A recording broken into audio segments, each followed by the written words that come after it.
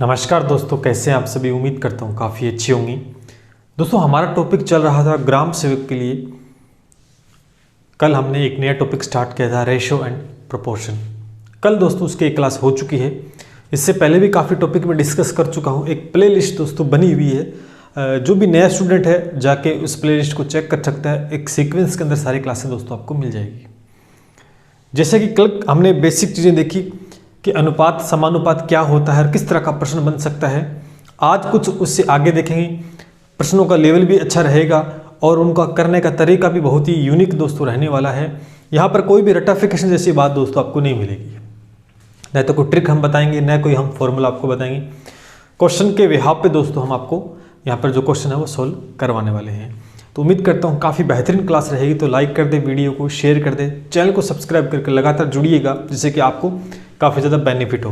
पहला प्रश्न आपके सामने मैंने पहले से लिख रखा है, जैसे समय की बचत हो। कह रहा है कि ABC का वेतन इस अनुपात में है। 3 व्यक्ति हैं ABC, उनका वेतन है वो इस अनुपात में है। यदि इनके वेतन में 50%, 60% और 50% की वृद्धि हो जाती है तो नया वेतन होगा, उसमें कितना अनुपात होगा। ये आपसे प्रश्न पूछा गया है। अब इस प्रश्न को करने के काफ़ी तरीके होते हैं, लेकिन हम एक ही तरीका यूज़ करेंगे जो कि यूनिक होगा और कम समय में हम दोस्तों आंसर निकाल पाएंगे। देखिए, सीधा सा फंडा है कि A और B और C, जो पुराना वेतन है वो ये है 3, 5, 7, ये है, ठीक है। अब इसने बोला कि 50% की वृद्धि हो रही है। किसमें? इसमें 50% की वृद्धि हो रही है, ठीक है। इसके अंदर 50% की वृद्धि हो रही है, इसमें हो रही है 60% की वृद्धि हो रही है। प्लस कर देता हूँ मैं वृद्धि का मतलब, और इसके अंदर भी 50% की वृद्धि हो रही है। तो कहीं ना कहीं दिक्कत हो जाती है स्टूडेंट्स को कि 3 का 50% निकालेंगे और इसमें जोड़ेंगे तो कहीं ना कहीं समस्या आती है। लेकिन ऐसे प्रश्नों को बिल्कुल आप चिंता ना करें। आप सीधे सी बात है कि इसके अंदर एक जीरो लगा सकते हैं, और मैं चाहूँगा कि आप 2 जीरो लगाएं, जिससे कि काफ़ी आसान हो जाएगा आपके लिए काम, काफ़ी ज़्यादा दोस्तों आसान हो जाएगा। अब देखिए, एक तो 3 में आप 50% की वृद्धि कर रहे थे और एक 300 में दोस्तों को भी बराबर बराबर लगाएंगे ना तो बैलेंस बन जाएगा, ठीक है। अब देखो, 300 में 50% की आप वृद्धि करोगे तो 5 × 15 150 होते हैं, और एक नई राशि आपके सामने 450 आ जाएगी, ठीक है। 400 यानी 5 × 15 150 रुपये ज़्यादा हो गए, तो इसमें वृद्धि ऐड कर देंगे। इसी प्रकार 6 × 5 = 30, 300 रुपये ऐड होंगे। 60%, 500 का 60% 300 होता है, वो इसमें ऐड करेंगे तो ये हो गया दोस्तों 800। बस में आ रही। इसका कितना होता है? 7 × 5 = 35, 350 रुपये हो गया है 50%, वो इसमें ऐड करेंगे तो 1050 रुपये दोस्तों यहाँ पर आ जाएगा। अब ये नया रेशो आ गया है, नया, ये जो नया, क्योंकि वृद्धि करने के बाद वो नया वेतन, ठीक है, नया वेतन आ गया है। जब इसको सोल्व करेंगे तो आप देख सकते हैं 9 × 5 = 45, 5 का चला जा रहा है, 5 का जाएगा दोस्तों 9 × 5 = 45, फिर 5 का चला जाएगा 16 × 5 = 80 होते ना, 16 × 5 देखो 6 × 5 = 30, 5 × 3 = 80, ठीक है। 5 × 21 = 5 = 105। अब आगे कटेगा क्या? नहीं कटेगा। तो ये दोस्तों आपका फाइनल आंसर आ गया है। देखो, इस प्रकार ऐसे इसको करना था, लेकिन और भी बहुत तरीके हैं। एक्स मान के भी आप कर सकते हो, लेकिन वो लॉन्ग मेथड है, रटने पड़ेंगी। सीधा सा था कि भी पहले ये वेतन था, मैंने 2 जीरो लगा के इनमें वृद्धि कर दी 50% की, 60 की और 50 की, वो जोड़ दिया और रेशो निकाल लिया। बिल्कुल क्वेश्चन को हमें आसान बनाना है, कॉम्प्लिकेटेड दोस्तों नहीं बनाना है। नोट करें दोस्तों इसको, ठीक है। चलिए दोस्तों, अगला क्वेश्चन देखते हैं। बहुत ही बढ़िया क्वेश्चन है। क्या कह रहा है? कह रहा है कि 117 रुपये PQR को इस अनुपात में बांटने की अपेक्षा, यानी 117 रुपये है, 117 रुपये है, इसको PQR इस रेशो में अनुपात में बांटने की अपेक्षा त्रुटिवंश इस अनुपात में बांटने पर किसको लाभ होगा। यानी कहने का मतलब, इस अनुपात में बांटना था PQR को, लेकिन त्रुटिवंश है वो इस अनुपात में बांट दे। देखो, कह रहे कि 117 रुपये PQR इस अनुपात में बांटने की अपेक्षा त्रुटि वंश इस अनुपात में बांटने पर कितना लाभ, किसको लाभ होगा, यानी जो रेशो था वो गलत हो गया, अब किसको लाभ होगा ये बताना है। तो चलिए अब ध्यान से देखें इस प्रश्न को कि भाई हमारे पास कितने रुपए हैं, 170 रुपये, इसको पी क्यू है, आर है, इस पहले इसमें बांट पी क्यू आर में बांटना है, और इनका रेशो क्या रहेगा आपको, सर पहले इनका जो रेशो है पी क्यू आर वो 1/2 है, 1/3 है और 1/4 है। पहले तो ये फ्रैक्शन है, इसको सेट करो, जब भी इस प्रकार का प्रश्न आ जाए ना तो एलसीएम लेके इस फ्रैक्शन को सरल कर लो। देखो इनका एलसीएम जो आएगा वो 12 आएगा, तो यहाँ 6 आ जाएगा, 12 से मल्टीपल कर देंगे 12 से, ये 4 आ जाएगा और यहाँ दोस्तों 3 आ जाएगा। ठीक है, अब पी क्यू का जो रेशियो आया ना एक्चुअल में इतना आ गया, तो पहले मैं ये अनुपात लेके कर रहा हूं। अब इस अनुपात में अगर हमें बांटते हैं, इस अनुपात में अगर हम बांटते हैं इसको, तो कितना हो गया, 6 4 10 और 3 13 हो गया। कितना हो गया, 13 हो गया। ठीक है, अब 13 को 117 बांटने हैं, देखो 13 बराबर कितना हो गया, 117, कितनी बार जाएगा, 9 बार,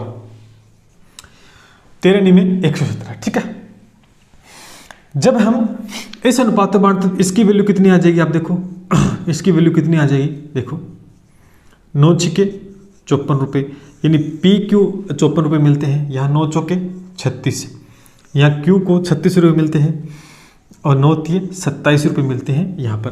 कब, जब हमने इस रेशो के अंदर इसको बांटा, बात में आ रही है। ठीक है, लेकिन एक्चुअली बांटना तो ये था, लेकिन हमने इस रेशो में बांटा, यानी त्रुटि वंश इनका जो रेशो रहेगा वो पी क्यू आर का क्या है, 2:3:4 हो गया। कहने का मतलब ये टोटल कितना हो गया, 4 3 7 और 2 9 हो गया। ठीक है, लेकिन एक्चुअल में 9 यूनिट ना होगी, कितना है 117 है। यहाँ से आप 1 यूनिट की वैल्यू आएगी 13, जिस प्रकार यहाँ 1 यूनिट की वैल्यू 9 आई थी ना। अब देखेंगे, अब इसको मल्टीपल करेंगे 13 से, तो 13 2 26 रुपये, इस अनुपात में बांटे तो पी को 26 रुपये, और इस अनुपात में अगर बांटते हो 13 3 39 रुपये मिलते हैं क्यू को, और इस अनुपात में अगर हमने बांटा तो 13 चौके 52। ठीक है, अब आप गौर से देखेंगे किसको लाभ होगा ये बताना है, किसको लाभ हो रहा है। देखो यहाँ पर पी है, उसको 54 रुपये मिल रहे थे पहले जब इस रेशो में बांटा था, लेकिन अब इसको 26 रुपये, तो यहाँ पे घाटा हो गया। लेकिन यहाँ पर क्यू को देखें 36 रुपये मिल रहे थे, लेकिन अब क्यू को 39 रुपये, यानी लाभ हो रहा है बिल्कुल। यहाँ पर आर को 27 रुपये मिल रहे थे, यहाँ आर को 52 रुपये, तो कहीं ना कहीं जो लाभ हो रहा है वो किसको हो रहा है, वो लाभ क्यू को और आर को हो रहा है। तो लाभ किसको होगा, क्यू और आर को हो रहा है, और ये आपको बताना था। अब प्रश्न करने का तरीका आप देख सकते हैं किस प्रकार से मैंने बिल्कुल आसान वे में आपको समझाया। पहले 170 रुपये थे, पी क्यू आर को इस रेशो में हमने डिवाइड करके एक एक की वैल्यू निकाल ली, पी का कितना भाग है, क्यू का कितना है, आर का कितना है। जब रेशो गलत हुआ तो उसके हिसाब से भी दोस्तों हमने 117 को बांट कर इस रेशो के अंदर, और उसका अब यहाँ से आप आइडिया लगा सकते हैं कि पी को इतना मिला तो यहाँ कितना है, घाटा हो गया पी को, लेकिन लाभ पूछा किसको हो रहा है, तो क्यू को 36 तो यहाँ पे 39, यहाँ पर 27 है तो यहाँ पर 52, यानी इन दो कैंडिडेट पी क्यू और आर को ही यहाँ पर प्रॉफिट हो रहा है। ठीक है, तो क्वेश्चन बड़ा अच्छा क्वेश्चन था। इस प्रकार के प्रश्न हमेशा ही ग्राम सेवक में आपको देखने को मिल सकते हैं, तो नोट कीजिए दोस्तों इसको भी। अगला प्रश्न दोस्तों देखते हैं, बहुत ही बढ़िया क्वेश्चन, और इस प्रकार का प्रश्न मैंने कल डिस्कस किया था, लेकिन थोड़ा सा अलग था दोस्तों उसके अंदर। चलिए क्या कह रहा है क्वेश्चन देखते हैं। कह रहा धातु ए में धातु के एक 60 kg, केजी ठीक किलोग्राम के साथ बी 100 kg मिलाया जाता है, यानी दो धातु है उनको मिलाया जाता है। एक का जो वजन है वो 60 kg है, बी का 100 kg है। यदि धातु ए में शीशे व टिन का अनुपात इतना है और धातु बी के अंदर जो अनुपात है वो शीशे और टिन का 1:4 है, तो नई धातु में टिन कितना होगा। तो नई धातु जब बनाई जाती है मिलाकर तो कितना अनुपात कितना भाग होगा टिन का, ये आपको दोस्तों बताना है। चलिए जिस प्रकार प्रश्न है उसी प्रकार हम करेंगे। ए है, ए का कितना वजन है, आप कहोगे सर 60 kg है, ठीक है, लेकिन इसमें आप देखोगे शीशा व टिन कितना, देखो सीसा और टिन का जो अनुपात है वो दोस्तों 3:2 है। यानी कुल अनुपात कितना हो गया, फिर आपको सर 5 हो गया, 5 यूनिट हो गया कुल। लेकिन एक्चुअल में कितना है, ये 5 यूनिट किसके बराबर होगा, आपको सर ये तो 60 kg के बराबर होगा। यानी कहीं ना कहीं हम 1 यूनिट की वैल्यू निकाल सकते हैं। ये कितना हो गया, 12 पंजे 60। तो यहाँ पर हमें सीसा कितना हो गया, सीसा निकाल लेते हैं, 12 तिये 36 kg तो सीसा हो गया। और टिन कितना हो गया, यहाँ पर आपका हो गया 12 से मल्टीपल तो 24 kg आपका टिन हो गया। तो पहली ए धातु थी, उसमें हमने सीसा कितना किलोग्राम है, टिन कितना किलोग्राम है, ये दोस्तों हमने निकाल लिया। कैसे निकाला ये आपको समझ में आया। अब हमारे पास एक धातु बी भी है, उसका वजन है वो 100 kg है, लेकिन इसके अंदर सीसा और टिन कितना है, उसका जो रेशो दे रखा है वो दे रखा है आपको 1:4। ठीक है, लेकिन अगर पूरा भाग देखें तो ये भी तो 5 है, लेकिन ये 5 ना होकर एक्चुअल में कितना है 100 kg है। तो यानी ये कितनी वैल्यू होगी 20। 1 यूनिट की वैल्यू कितनी आ गई 20, क्योंकि 20 पंजे कितने होते हैं 100 होते हैं। यहाँ पर शीशा कितना है वो हम देख लेते हैं। तो शीशा 20 kg आ गया, और यहाँ पर अगर मल्टीपल करेंगे तो शीशा 80 kg आ गया, सॉरी टिन 80 kg। अब इन दोनों को मिलाया जाता है तो एक धातु सी बनती है। हमें सी में पूछा कि टिन कितना है, टिन कितना है यही तो पूछा। अब देखो इस यहां से टिन कितना आएगा, यहां से आपको सर 24 kg टिन आ रहा है, यहां से कितना टिन आ रहा है 80 kg टिन आ रहा है, कितना हो गया 104 kg टिन। और यही आपको बताना था, ये आपका फाइनल दोस्तों आंसर हो गया। ठीक है, टिन कितना होगा ये तो बताना आपसे। तो यहाँ से टिन की मात्रा निकाल ली, यहाँ से भी टिन की मात्रा, दोनों को जोड़ देंगे तो कुल सी धातु के अंदर टिन होगा वो 104 kg होगा। ठीक है, तो उम्मीद करता हूँ ये भी प्रश्न आपको बहुत अच्छे से समझ में आया होगा। चलिए नोट करें इसको। ये दोस्तों नेक्स्ट क्वेश्चन देखते हैं, ये भी बहुत ही बढ़िया क्वेश्चन है। क्या कह रहा है देखते हैं। कह रहा है कि 720 रुपये को 2 पुरुष 5 स्त्री 8 लड़कों में इस प्रकार वितरित किया जाता है कि 1 पुरुष 1 स्त्री और 1 लड़के के भागों का जो अनुपात है वो इतना है। प्रत्येक लड़के को कितना धन मिलेगा, यानी प्रत्येक लड़के को कितना धन मिलेगा। ठीक है, अब देखिए अगर आप देखेंगे यहां पर पुरुष, स्त्री और लड़के, देखिए तो वितरित जो किया जाता है 720 रुपये जो वितरित किए जाते हैं वो अनुपात कितना, देखो वो 2 पुरुष को 5 स्त्री को और 8 को। ठीक है, अब इनका अनुपात कितना है, देखो अनुपात कितना है, ये अनुपात कितना है आपको 3:2:1। लड़के कितना है 1 अनुपात है, बस में अब देखिए दोस्तों यहां से हम क्या करेंगे, कुल निकाल लेंगे, टोटल निकाल लेंगे। तो ये हो गया 2 × में 3, ठीक है, प्लस में 5 × में 2, प्लस में 8 × में 1, बराबर कितना हो गया 720। कुल है वो कितना है आपका, कुल भाग है वो 720 रुपये तो वितरित किए जाते हैं। तो ये किसके बराबर होगा 720 के। अगर आप देखेंगे ये 6 हो गया, ये देखिए 5 2 10 हो गया, और ये 8 हो गया। तो कुल मिला के दोस्तों मैं इस साइड लिख देता हूँ 24 हो गया। कितना हो गया 24 यूनिट हो गया। और ये 24 यूनिट बराबर किसके दोस्तों 720 के। बस में आ रही, ठीक है। अब यहां से 1 यूनिट की वैल्यू निकालो आप, 720 अपॉन में 24, और 1 यूनिट की वैल्यू जो आ रही है तो 24 2 48 24 72 हो गई ना। 1 यूनिट की वैल्यू 30 आ रही है, कितनी आ रही है 30, 4 3 12, ठीक है, 1 और 6 और 1 7, ठीक है 30 आ रही है। अब प्रत्येक लड़के का बताना है। अब 1 यूनिट की वैल्यू इतनी आ गई है, प्रत्येक लड़के का भाग कितना है, यहाँ पर अनुपात है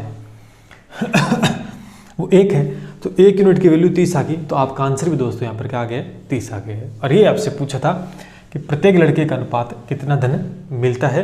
तो आप कह सकते हैं कि लड़के का अनुपात 1 यूनिट है, तो यहाँ पर हमने 1 यूनिट की वैल्यू निकाल ली है 30। ठीक है, तो ये आपका दोस्तों आंसर होगा। इसको भी दोस्तों आप नोट कीजिएगा। चलिए दोस्तों एक छोटा सा क्वेश्चन हम डिस्कस करते हैं। कई प्रकार से इस प्रकार का भी दोस्तों हम प्रश्न देखते हैं कि भी A/B इक्वल में B/C, देन फाइंड A की 4 B की 4 रेशो में, ठीक है। तो हमें ये दे रखा जैसे, तो मैं इसको ये लिख सकता हूँ ना A/B, और इसको मैं लिख सकता हूँ B/C, और दोनों बराबर है, क्योंकि ये चीज़ मैंने समझाई थी आपको कि A/B को A/B भी दोस्तों हम लिख सकते हैं। अगर आप इसको सोल्व करेंगे तो B² बराबर क्या आ जाएगा AC। तो एक इक्वेशन हमारे पास आ गई कि B² बराबर AC आ गया। अब इससे ज़्यादा क्या सोल्व करें इसको, इससे ज़्यादा नहीं होगा। फिर हमें फाइंड ये करना है A की 4 अपॉन में B की 4, लेकिन यहाँ पर जो वैल्यू आई है वो B² की आ गई है। किसकी आ गई है? B² की वैल्यू है। तो क्यों ना मैं इसको ये लिख सकता हूँ ना B² और इसकी पूरे स्क्वायर होगा तो B की 4 ही, ठीक है। अब B² है, इसकी वैल्यू AC, वो यहाँ रख देता हूँ मैं A की 4, तो यहाँ रखूँगा, देखो यहाँ हो जाएगा A² और C², ठीक है।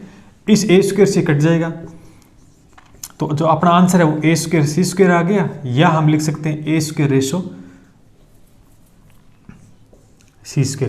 ये भी आंसर होगा और ये भी आंसर होगा, दोनों ही है, ठीक है। इसको इस प्रकार से लिख सकते हैं, इसको इस प्रकार से लिख सकते हैं, और A की 4 B की 4 की जो वैल्यू है वो ये आएगी A² अनुपात में C², ठीक है। बस तरीका आपको आना चाहिए कि ऐसा नहीं, डरना नहीं है कि क्वेश्चन छोटा है या बड़ा है।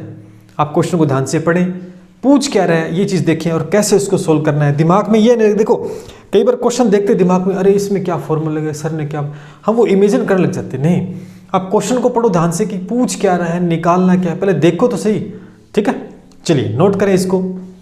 चलिए दोस्तों नेक्स्ट क्वेश्चन देखते हैं, और ये एक आयु से रिलेटेड क्वेश्चन है। वैसे तो मैं टॉपिक करवाऊंगा रेशो और प्रोपोर्शन के बाद में एज का, वो रेशो के साथ ही हम चलेंगे। फिर भी एक क्वेश्चन मैं डिस्कस कर लेता हूँ, क्योंकि अनुपात समानुपात में लगभग इस प्रकार का एक प्रश्न पूछा जाता है आपसे। पूरा डेप्थ में डिस्कस करेंगे एज के टॉपिक को। देखिए 4 साल पहले A व B की आयु का अनुपात देना। देखो इस ऐसे प्रश्न होते हैं ना, इनमें आपको अलग अलग प्लेटफॉर्म के ऊपर अलग अलग तरीके देखने को मिलेंगे, लेकिन सबसे बढ़िया तरीका कम समय में आप क्वेश्चन को सोल्व कर पाओगे, यही मैं आपको बताने वाला हूँ। तो ध्यान से समझिएगा इसको, चुटके में दोस्तों हम सोल्व कर लेंगे इसको कि 4 साल पहले एक चीज़ समझो। इस क्वेश्चन को समझने से पहले एक चीज़ समझो कि, चलो मैं ऐसे ही समझा देता हूँ आपको। सपोज दैट आपके और आपके फादर की जो एज का डिफरेंस है वर्तमान में, अगर आपके और आपके पिता की डिफरेंस मान लेते हैं, ये क्वेश्चन को छोड़ दो एक बार, जो करवाने वाला वो समझो। मान लेते हैं आपके पिता की आयु मान लेते हैं इस समय एट टाइम जो है वो मान लेते हैं कि 40 साल है। आपके पिता की उम्र कितनी है? वो 40 साल की है। और इस समय आपकी यानी बेटे की आयु है वो मानता हूं मैं 10 साल है। ये बात मैंने किसकी कही? वर्तमान की। पास में आ रही है, ठीक है। लेकिन अब आप देखो कि पिता की आयु और बेटे की जो आयु का डिफरेंस आपको देखने को मिल रहा है वो 30 साल का अंतर है। दोनों में कितने साल का अंतर है? 30 साल का। और मैं अगर कहूं कि 5 साल बाद कितना अंतर होगा, अगर मैं ये कहता हूं कि 5 साल बाद कितना अंतर होगा, तो 5 साल पिता की भी बढ़ेगी और 5 साल बेटे की भी बढ़ेगी। तो इस समय 5 साल बाद अगर आप पिता की देखोगे तो 45 हो जाएगी और बेटे की देखोगे तो 15 हो जाएगी। लेकिन डिफरेंस दोस्तों वही देखने को मिलेगा। कितने साल का? 30 साल का। यानी अगर 10 साल जितना भी आप देखोगे 10 साल बाद, 15 साल, 20 साल बाद, तो पिता की भी उतनी एज हो रही है, उसमें इंक्लूड हो रही है, और बेटे की भी। यानी कहीं ना कहीं इस बात से ये समझ में आया कि हमेशा इन दोनों की जो आयु का डिफरेंस रहेगा ना वो बराबर रहेगा। ये तो है नहीं कि 5 साल बाद में 25 हो जाएगा डिफरेंस, ऐसा नहीं हो जाए। अगर 5 साल पिता की एज ज़्यादा हो रही है तो बेटे की भी तो 5 साल ज़्यादा हो रही है। ये बात मैं समझाने की कोशिश कर रहा हूँ। अगर हम पीछे चलें, 5 साल पहले देखें, अगर मैं ये देखूँ 5 साल पहले, तो 5 साल पहले पिता की 5 साल कम कर देंगे तो 35 रही होगी और इसकी 5, लेकिन डिफरेंस देखेंगे तो भी 30। तो कहीं ना कहीं ये बात दिमाग में बिठा लो कि दो पिता और बेटे की जो आयु है उनका डिफरेंस, पहले आप चले जाओ 5 साल, 2 साल, 3 साल, 4 साल, 10 साल, डिफरेंस वही रहेगा और वर्तमान में डिफरेंस वही रहेगा और 5 साल 10 साल के बाद भी वही डिफरेंस रहने, नहीं डिफरेंस चेंज नहीं होगा। लेकिन जहां पर डिफरेंस बराबर नहीं आ रहा ना, इसका मतलब उसे हम कहीं ना कहीं बराबर करेंगे और यही मैं इस क्वेश्चन में समझाने वाला हूं। चलिए, उम्मीद करता हूं मेरी बात आपको अच्छे से समझ में आ गई होगी।